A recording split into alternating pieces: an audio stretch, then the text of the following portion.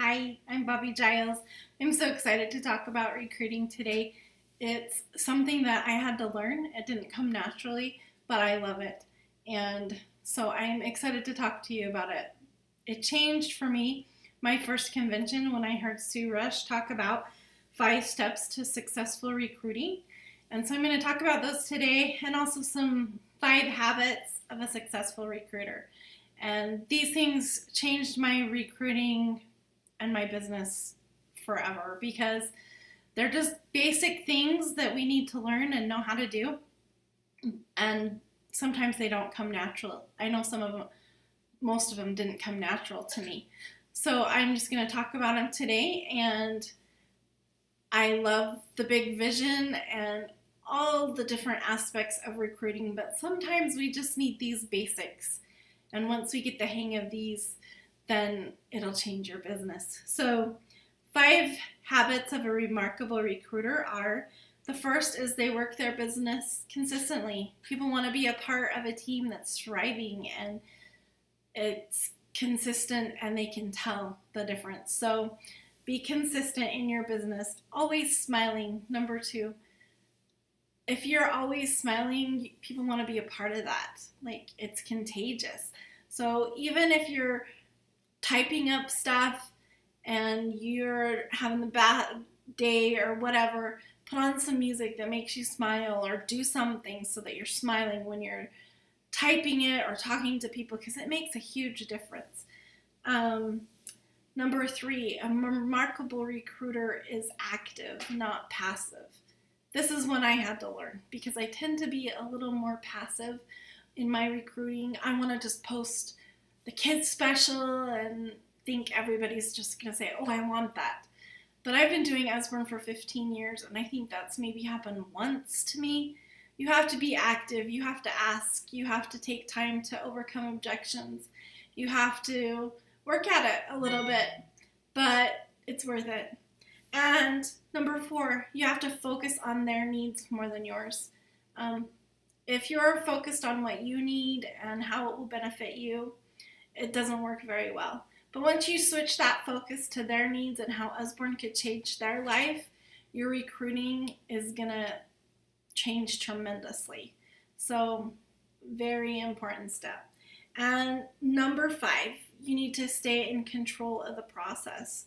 That is one that's been a little tricky and hard for me, but I've learned a few steps that have helped me. So I'm going to go over those. And Sue Rush talked about 5 steps into recruiting success. And the first one is you want to generate that interest.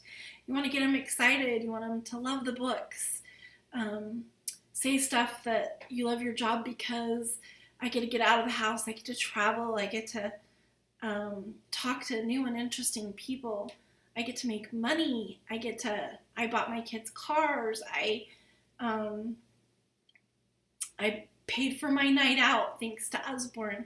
We have a library full of books thanks to Usborne. Just little things like that. Anything that you love about your business, make sure you share, because those are the seeds that get people thinking, maybe I could do something like that. Number 2, you need to take time to talk to them about your business and set that time when just the two of you can talk about it, even if you're just messaging on Facebook, or if you actually make a phone call or meet them in person. Any of that works great, but make sure you take the time to do that with them one-on-one. The next thing, you have to present the opportunity. You need to know the business, like what makes it amazing. Why do you love it? And more importantly, you need to know why it would help benefit them, like what's going to make it successful for them and what their needs are. So you need to, number 4, invite objections. Find out why they're nervous. Why do they hesitate? What's holding them back from joining Usborne Books? And when you ask them, sometimes you have to ask them a few times. Sometimes I'll say, is there anything else? What else is holding you back? I understand. Is there anything else? And when you do that a few times, you'll find that they'll give you a few different objections. And the very last one is usually the big one, the one that they're really not wanting to tell you, but that's really why they haven't signed up yet. So once you hear those objections, go to that that very last one first and overcome that objection and say, I understand, like, if they say something like their objection is they don't want to be that salesperson or that annoying person that people hate on Facebook or whatever. If they say something like that, you can say, oh, I totally understand. I've seen those people. I know what you mean.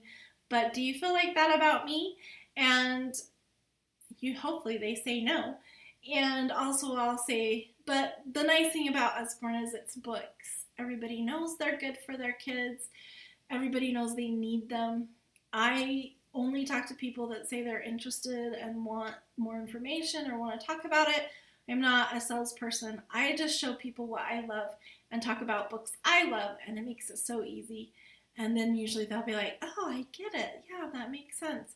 And then so the fifth step is guide to decision. And once you get them like, oh, yeah, that makes sense, or I understand, like when they can see that you understand their objections, which I love objections. To me, that means talk me into it. That means they're thinking about it. Don't be scared of them. They're thinking about it. They want to do it, but they just need you to talk them into it. They just need you to find a way to make it okay for them.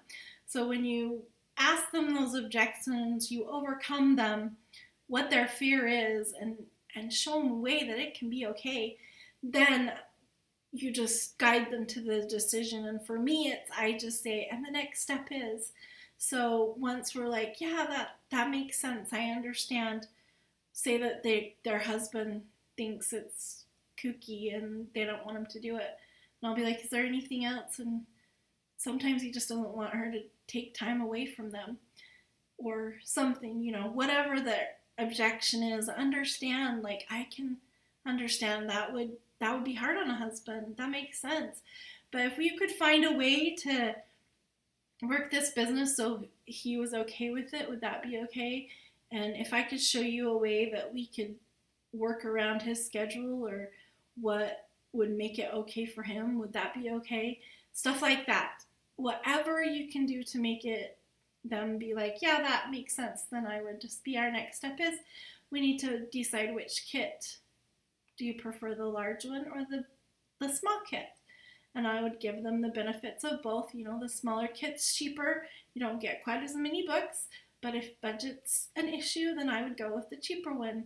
The bigger one, you get a lot more books for your money. It is a little bit more money, but you get a better deal. So which fit would be best for you? And then let them pick. And once they pick, the next step is we need to go on to my website. Go to this. Then you need to click this. Now click this. Make sure you enter in that kit right there and then click this. And so when you guide them to that decision and through the process, it makes it so much easier and you'll love it. Also, being successful at recruiting, you have to have a reason to like your business or recruit, because it's really hard to recruit if you're struggling. And with a business like this, we have highs and lows. I've been doing Usborne for 15 years, and I've definitely had times that things have been running a lot smoother than other times. So sometimes it's a little bit harder than others, but I found if I sit down and make a list of all the reasons I love Usborne, it's really easy to recruit because I love the books. They've helped my kids tremendously. I struggled in reading in school, and I did not want that for my kids. And none of my kids have had my issues, and I know it's because they grew up with Usborne books. I needed to get out of the house. I was a stay-at-home mom for 9 years, and I didn't realize I needed something for me. And that was a huge benefit that I didn't know I need, and I really believe Usborne saved my life. And then money. I have made more money than I ever dreamed of. And so there are so many reasons that I love Usborne. But if you're just starting, it can be that box of books that's your kit, or that one you ordered at the party that you just fell in love with. There are so many reasons to love Usborne. It's an amazing company. They work so hard for us to succeed, and we as team leaders want everyone to succeed. We're here to help you. So it's a great opportunity for anyone that wants to join, and you need to believe it and know it. So make that list and believe it, and when you're talking to your potential recruits, it will show. And I can't wait to see what everybody does this month. It's so fun to have a special, and I'll talk to you later. Bye bye.